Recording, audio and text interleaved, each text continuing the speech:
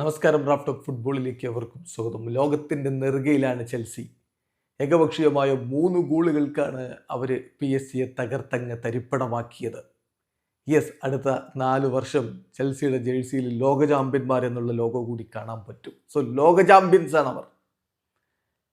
ഇപ്പോൾ എൻസോ മാരേസ്ക ചെൽസിയുടെ കോച്ച് കൃത്യമായിട്ടൊരു കാര്യം പറയുന്നു. ഞാൻ എൻ്റെ താരങ്ങളോട് പറഞ്ഞിട്ടുണ്ട്, ഈ ടൂർണമെൻ്റ് ഉണ്ടല്ലോ, ഈ ക്ലബ്ബ് വേൾഡ് കപ്പ്, അത് യുവേഫ ചാമ്പ്യൻസ് ലീഗിനോടൊപ്പമോ അല്ലെങ്കിൽ അതിനു മുകളിലോ ഭാവിയിൽ പ്രാധാന്യമുള്ളതായിട്ട് മാറും. അത്രയും മികച്ചൊരു ടൂർണമെൻ്റാണിത് എന്ന് ഞാൻ എൻ്റെ താരങ്ങളോട് പറഞ്ഞിട്ടുണ്ട് എന്ന് എൻസോ മാരേസ്ക പറയുന്നു.